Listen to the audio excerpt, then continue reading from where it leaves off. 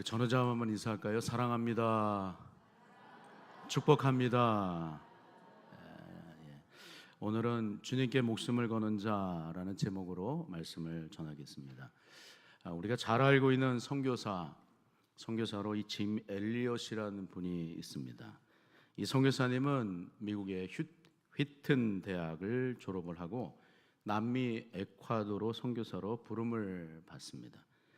짐 엘리엇을 포함해서 당시 5명의 선교사들이 수백 년 동안 외부인들을 다 죽여왔던 아주 잔혹한 아우카족, 와다니족이라고도 하는데, 이 와우카족에게 복음을 전하기 위해서 떠납니다.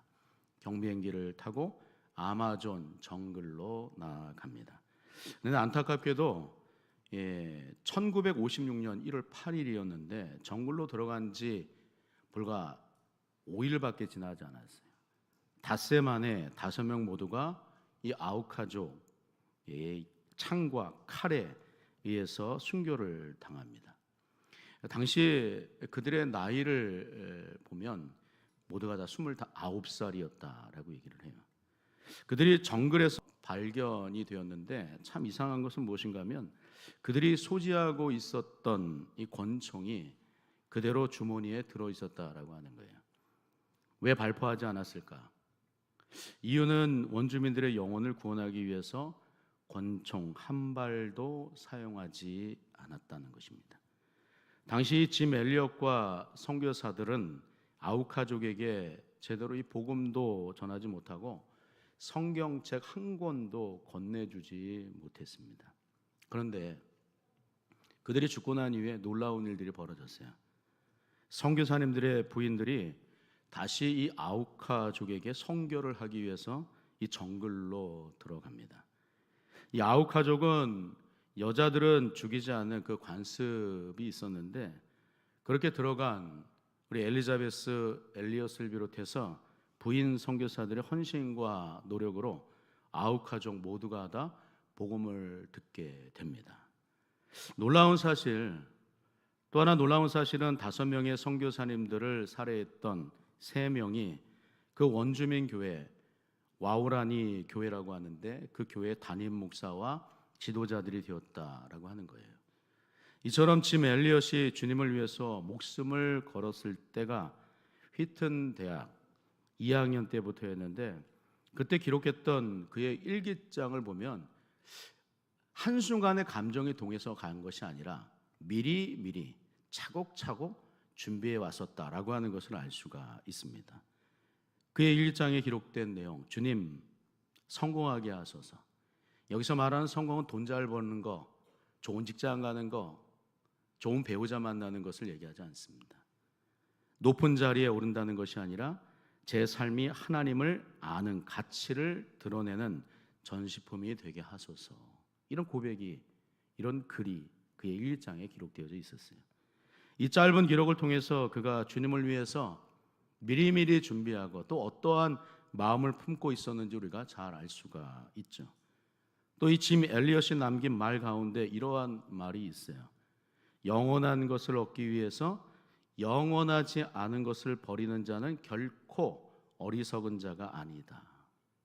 여러분, 이 말을 믿으십니까? 영원한 것을 위해서 영원하지 않은 것을 버리는 자, 어리석은 자가 아니라 영원한 것 무엇입니까?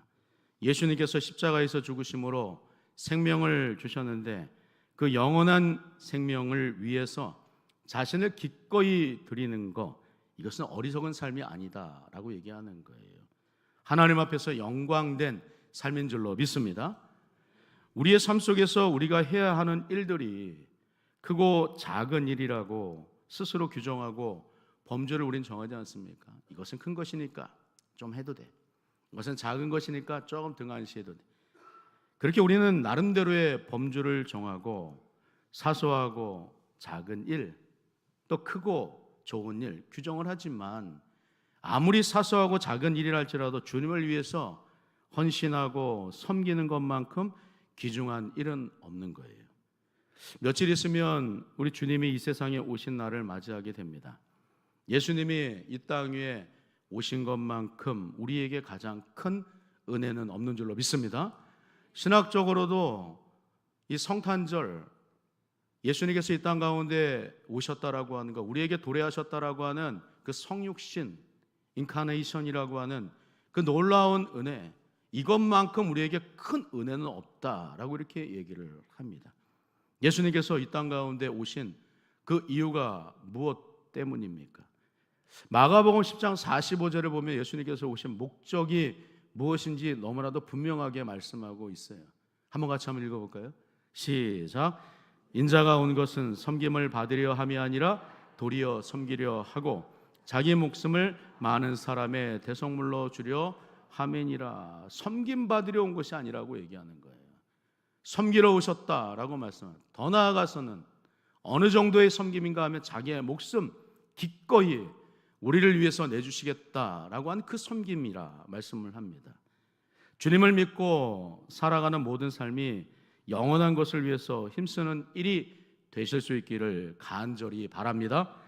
아무리 작은 일이라 할지라도 그 일이 주님을 위해서, 주님의 영광을 위해서 하는 일이라 우리가 믿으면 우리가 주님께 정말 열심을 다해서 그 일들을 감당할 수밖에 없는 줄로 믿습니다.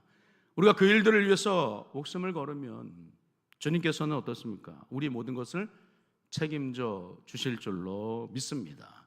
마태복음 6장 33절의 말씀을 보면 먼저 그의 나라와 그의 의를 구하라. 그리하면 이 모든 것을 너희에게 더하시리라. 예수님께 올인하라는 거예요. 먼저 그의 나라와 그의 의를 위해서 힘써라고 얘기하는 것입니다. 그러면 우리 예수님께서 모든 것들을 다 책임지시겠다, 그 말씀을 하고 있는 거예요. 주님께 모든 것을 맡기며 사실 수 있기를 주님의 이름으로 축원합니다. 주님께 목숨을 거는 삶을 사실 수 있기를 주님의 이름으로 축원합니다. 여러분, 그런 의미 속에서 오늘 본문을 보시면요, 이 바울이 예루살렘으로 가는 도중에 유대인들로부터 죽임을 당할 상황에 놓이게 됩니다.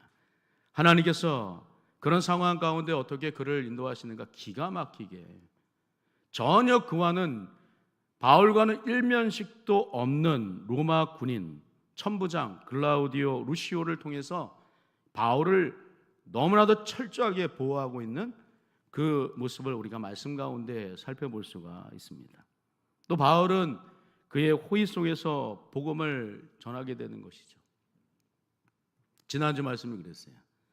그러던 중에 로마 군인 이 천부장 글라우디오 루시아가 유대인들을 피해서 바울을 로마 총독 벨릭스, 오늘 본문에 나오는 총독 벨리스 앞으로 인도를 하는데, 얼마나 많은 이 병사로 바울을 보호하면서 지켜내면서 그에게 보내고 있는가를 우리가 살펴볼 수가 있습니다.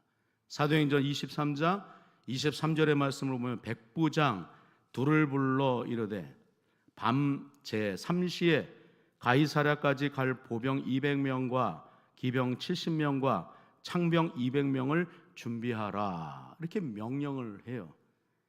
여기서 말하는 밤 제3시, 오늘날로 하면 저녁 9시가 됩니다.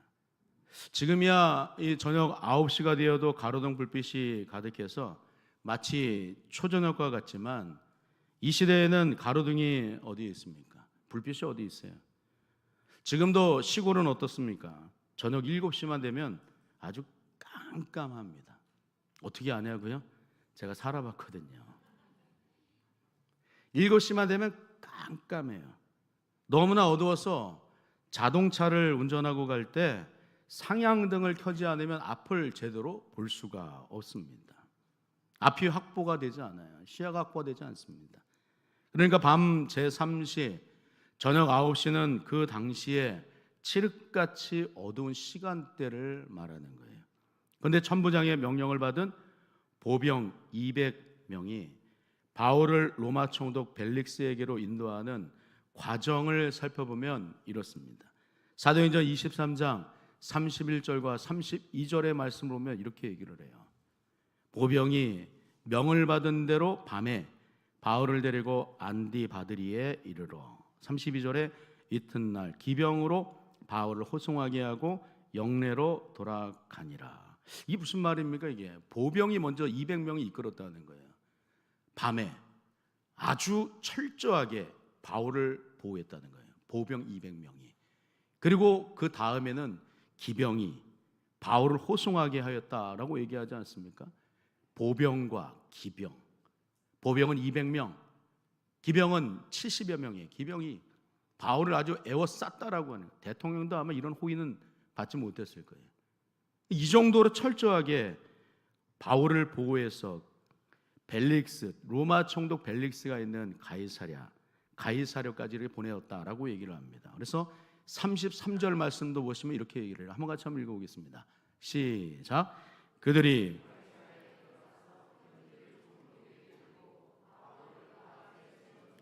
가이사랴에 들어가서 편지를 총독에게 드리고 바울을 그 앞에 세웠다라고 얘기합니다. 오늘 벨릭스 앞에 서지만 그 이후 바울의 이 로마까지의 여정은 그리 만만치 않은 여정이었다라고 하는 것을 지도 한번 보실까요? 지도를 보면 저렇게 알 수가 있어요. 예루살렘에서 가이사랴까지, 그리고 안디바드리라고 얘기하지 않습니까? 중간에 거기를 거쳐서 기병에 인계해서 가이사랴까지 또 기병이 이 바울을 인도해 갑니다. 가이사랴, 저 지휘도 아래 거를 보면 맨 아래쪽 좌측에 보면은 가이사랴라고 보이잖아요. 거기서부터 이제 지중해 배를 타고 저쪽 로마, 이탈리아까지 가야만 하는 그런 또 긴 여정이 준비되어져 있는 거예요. 그런데 이 긴 여정 가운데 바울은 철저하게 하나님께서 지키시고 인도하셨다. 그 사실을 오늘 우리에게 말씀을 해요. 사랑하는 성도 여러분, 어떻게 바울에게 이러한 일이 일어나는 것입니까? 하나님의 섭리이고 하나님의 은혜인 줄로 믿습니다. 여러분, 우리도 올 한 해를 한번 돌아보세요. 바울처럼 힘들고 어려운 일들이 얼마나 많았습니까? 올 한 해뿐만이 아니라 과거를 돌아보면 숱하게 많은 곤란한 그런 상황과 어려운 일들이 얼마나 많이 있었습니까? 지나고 나니 다 어떻습니까? 이 모든 것들이 다 누구의 은혜입니까? 누구의 은혜예요? 하나님의 은혜인 줄로 믿습니다. 하나님께서 우리를 지키시고 보호하셨기 때문이라고 하는 거예요. 갑작스럽게 전혀 예기치 않았던 일들, 또 우리의 육신의 연약함, 질병들, 가정엔 또 왜 이렇게 문제가 많습니까? 또 수도 없이 불어닥쳤던 이 답답하고 낙심되는 일들이 있었지만 그 모든 상황 속에서 우리를 지키시고 보호하신 분은 하나님이시고 하나님의 은혜였는 줄로 믿습니다. 오늘 바울이 그런 거예요. 하나님께서 그의 1차, 2차, 3차 두 번의 옥중 투옥되고 오늘 마지막 이 순교하러 가는 로마의 여정 가운데서 하나님께서 바울을 이렇게 철저하게 지키고 있다라고 하는 것을 우리가 발견하게 됩니다.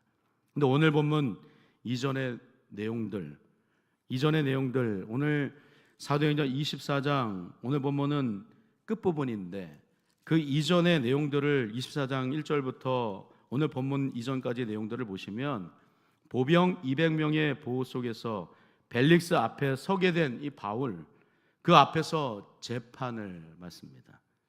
바울의 신분은 죄인이었어요.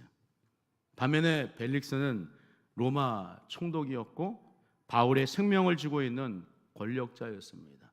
바울의 생명을 거머쥐고 있는 이 생명 여탈권자라고 이렇게 성경은 얘기를 해요. 그런데 오늘 본문 24절을 우리 주의 깊게 말씀을 보시면 전과는 다르게 바울이 로마 총독 벨릭스 앞으로 나가는 것이 아니라 벨릭스가 바울을 만나기 위해서 그의 아내였던 유대인의 아내 이 드루실라와 함께 바울을 만나기 위해서 찾아오는 것을 우리가 발견하게 됩니다. 오늘 이 두 사람이 바울을 만난 것은 기회였어요. 바울에게 복음을 듣게 되는 거 기회예요, 기회. 주님의 말씀을 들을 수 있는 기회, 주님을 만날 수 있는 기회가 그들에게 주어진 것입니다. 24절 말씀 한번 같이 한번 읽어볼까요? 같이 읽을게요. 시작. 수일 후에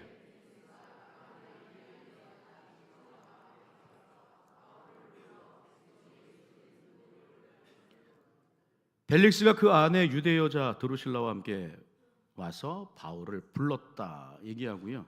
그리스도 예수 믿는 도를 들었다라고 얘기를 합니다. 오늘 이 말씀은 바울의 재판인 것 같지는 않은 것 같아요.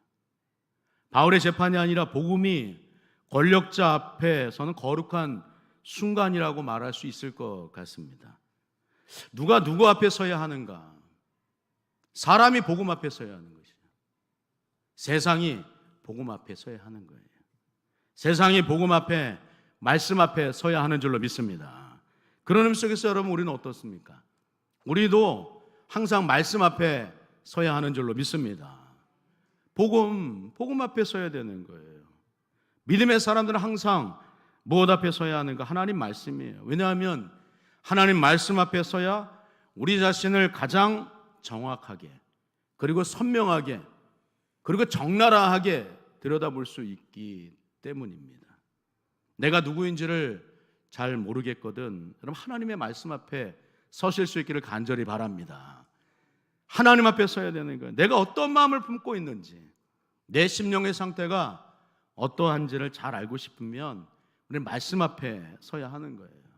왜냐하면 말씀은 우리의 모습을 비추어주는 거울이기 때문입니다. 또 말씀은 어떤 역할을 합니까? 이 세상 가운데 우리가 어떻게 살아야 하는지를 말씀하세요. 어떻게 살라고 말씀하시는가? 순종하며 살라라고 얘기를 하는 거예요. 우리가 어떻게 순종하면서 삶을 살아야 하는지 구체적으로 하나님 앞에 어떻게 순종하면서 삶을 살아야 합니까? 로마서 12장 1절 뭐라고 얘기합니까? 그러므로 형제들아 내가 하나님의 모든 자비하심으로 너희를 권하노니 너희 몸을 하나님이 기뻐하시는 거룩한 산 제물로 드리라. 이는 너희가 드릴 영적 예배니라 말씀하면 우리 몸을 하나님이 기뻐하시는 살아있는 제물로 드리라고 얘기하는 거예요. 예배자로 삶을 살라고 하는 거예요. 한 시간에 드리는 이 예배 가운데 하나님 뭐라고 나에게 말씀하십니까? 귀를 쫑긋 세우는 거예요. 눈을 크게 뜨는 겁니다. 마음을 활짝 열어야 되는 거예요. 하나님께서 말씀하실 때 아니라 그렇게 말하면 안 돼요. 우리 순종해야 되는 거예요. 아멘, 아멘 해야 하는 줄로 믿습니다. 우리가 흔히 캐리그마, 선포된 말씀에 대해서 얘기를 하잖아요. 그리고 레마라고 얘기도 합니다. 내 마음 가운데 부딪혀 와닿는 말씀을 얘기할 때 레마라고 얘기를 해요. 근데 어떤 말로 해도 괜찮아요. 하나님의 말씀은 그 자체로 능력이기 때문이라고 하는 거예요. 히브리서 4장 12절 말씀, 하나님의 말씀은 이러하다라고 정의를 내리지 않습니까? 이 말씀도 한번 같이 한번 읽어볼게요. 시작. 하나님의 말씀은 살아있고 활력이 있어 좌우의 날선 어떤 것보다도 예리하여 혼과 영과 및 관절과 골수를 찔러 쪼개기까지 하며 또 마음의 생각과 뜻을 판단하나니. 할렐루야. 하나님의 말씀은 살아있는 능력의 말씀이라 이렇게 얘기를 하는 거예요. 왜 우리가 말씀을 가까이 해야 합니까? 우리가 어떻게 삶을 살아야 하는지 순종하며 살라 말씀하십니다. 어떻게 순종하며 삶을 살아야 하는지에 대해서 너무나도 분명하게 말씀하고 있기 때문입니다. 여러분 하나님 앞에 순종하는 거 예배자로 삶을 살라는 거예요. 예배는 하나님의 임재 속에서 은혜를 체험하는 시간인 줄로 믿습니다. 순종은 예배자가 되는 거예요. 말씀을 사랑할 수 있어야 하는 거예요. 어떻게 말씀을 사랑합니까? 요한복음 14장 21절. 요즘 피택자들이 하나님의 말씀을 잘 암송하고 있는데 오늘 기도하신 대표 기도하신 우리 김은호 피택장로님 한번 말씀 한번 암송해 보실래요? 요한복음 14장 21절.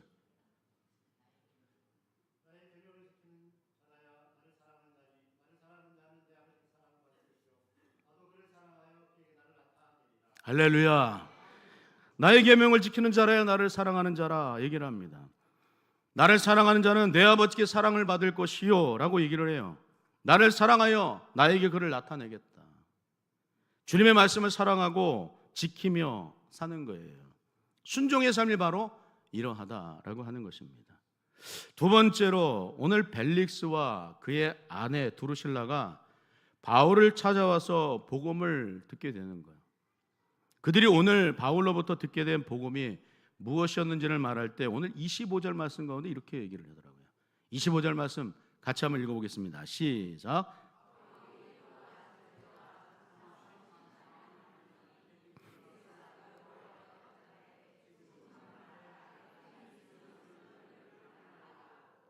바울이 전한 말씀이 의였다, 절제였다, 장차 오는 심판에 대한 말씀이었다라고 얘기를 합니다.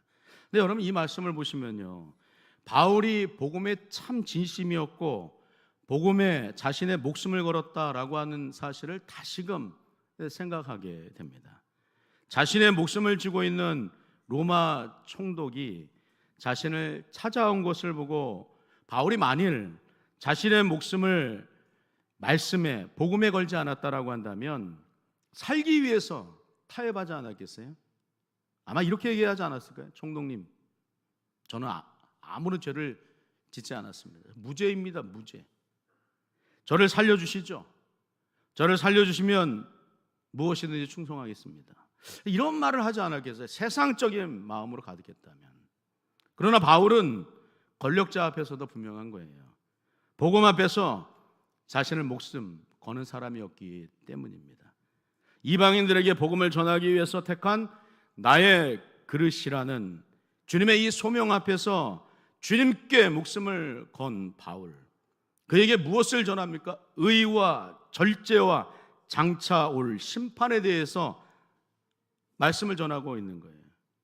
이 말씀은 벨릭스의 삶의 회심, 벨릭스 총독이여 회개하십시오.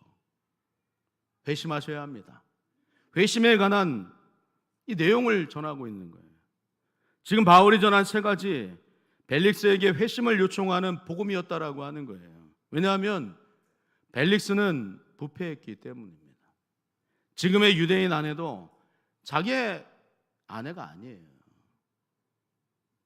그러니 자기의 정욕과 욕망에 절제가 없는 그런 삶을 산 벨릭스에게 절제하십시오 얘기하는 거예요. 마지막을 염두에 두면서 살아야 되지 않겠습니까? 나중에 심판대 앞에 서게 됩니다. 그렇게 얘기를 하고 있는 거예요. 26절의 말씀을 보시면 벨릭스가 무엇을 즐기는 사람이었는지에 대해서도 콕 집어서 이렇게 얘기를 해요. 26절 같이 읽어볼게요. 시작. 동시에 또 바울에게서 돈을 받을까 바라는 거로 더 자주 불러 같이 이야기하. 돈에 대한 욕심이 있는 사람이에요. 바울을 끊임없이 찾아온 사람, 바울과 대면하여 얘기했던 사람, 무엇에 관심이 있었던 사람이었는가 하면 복음에 관심이 1도 없었다라고 하는 거예요. 무엇에만? 뇌물이요, 뇌물. 바울을 찾아온 것이 바울에게 돈을 받을까 바라는 그런 마음으로 가득했다라고 하는 것을 얘기를 합니다. 그러니까 이 벨릭스는 뇌물을 즐기는 사람이었다는 거예요. 사람을 상대하면서 체면치레 그리고 절제하지 못하는 이 벨릭스에게 바울은 마지막 심판의 때가 있다라고 하는 것을 분명하게 전합니다. 여러분, 마지막을 염두에 두지 않는 사람은 현재를 고민하지 않습니다. 마지막 때에 주님 앞에 서게 된다라고 하는 사실을 고민하지 않으면, 이 종말론적인 신앙이 없으면 우리의 삶은 내 마음대로, 내 임의대로, 얼마든지 내 만족대로, 내 쾌락대로 삶을 살아도 돼 라고 생각하는 거예요. 마지막 때 우리 주님 앞에 서게 된다라고 하면 우리는 지금의 삶을 옷깃을 다시 여미고 주님 앞에서 내 모습이 어떤가를 돌아보게 되는 줄로 믿습니다. 마지막을 염두에 두는 사람들은 현재의 삶 가운데서도 하나님께서 기뻐하시는 것이 무엇인가, 하나님께서 나를 통해서 이루고자 하시는 것이 무엇인가, 난 어떻게 주님의 뜻 가운데 삶을 살아야 하는가, 이것을 고민하며 삶을 살게 된다라고 하는 거예요. 바울은 자기 의에 사로잡혀 있고 절제가 없어서 권력과 욕망과 쾌락에 절제가 없는 벨릭스에게 믿기만 하면 됩니다 시기 그런 값싼 싸구려 복음을 전하는 게 아니에요. 믿으면 경건한 삶을 살아야 되는 줄 믿습니다. 믿으면요, 우리의 삶을 전적으로 하나님 앞에 드리려고 매일 순간순간 내 삶을 통해서 영광 받으시옵소서. 하나님, 나를 부르셨는데 내 하는 말, 내 하는 행동, 모든 것들을 통하여 다 영광 받으시옵소서. 그런 삶을 살 수 있어야 되는 거예요. 경건입니다. 우리는 경건한 삶을 살아야 되는 거예요. 왜냐하면 예수님께서 자기의 목숨을 아낌없이 우리에게 내주시면서까지 우리에게 은혜, 구원을 허락하셨기 때문입니다. 철저히 우리는 낮출 수 있어야 되는 거예요. 삶 가운데 어떻게 삶을 살아야 됩니까? 믿으면 삶 가운데 낮추는 삶, 겸손히 모든 것들을 다 절제하고 모든 것들을 다 하나님 앞에 영광 올려드리는 그런 삶을 우리 모두가 살 수 있어야 되는 줄로 믿습니다. 로마 총독 벨릭스와 그의 아내 드루실라는 바울이 자기 목숨을 구걸하지 않고 주님께 목숨을 걸었던 복음을 들었지만 결국 복음 앞에서 자신을 돌아보는 기회를 잡지 못했다. 그게 안타까운 거예요. 마지막으로 27절의 말씀을 보시면 이렇게 얘기합니다. 27절 같이 한번 읽어볼게요. 시작. 이태가 지난 후 보르기오 베스도가 벨릭스의 소임을 이어받으니 벨릭스가 유대인의 마음을 얻고자 하여 바울을 구류하여 두니라. 이태가 지났다. 끊임없이 바울을 찾아온 2년의 시간이 지났답니다. 2년의 시간이 지나면 복음을 듣고 좀 뭔가 이 벨릭스의 삶 자체가 바뀌었을 것도 같은데 전혀 바뀌지 않은 거예요. 벨릭스가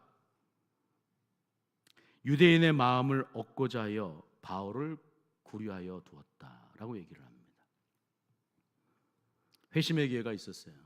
회심하지 않은 거예요. 결국 그의 앞날이 어떻게 되겠습니까?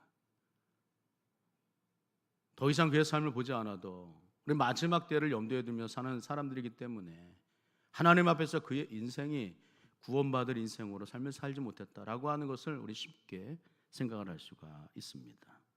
25절 하반절에 지금은 가라 내가 틈이 있으면 너를 부리라 그렇게 말하고 틈이 있으면 바울을 불러 얘기를 들었지만 그렇게 바울을 자주 불러 이야기하려 했던 그 이유, 뇌물, 쾌락에 대한 절제하지 못한 그의 인생의 말로 보지 않아도 뻔한 인생이라고 하는 거예요.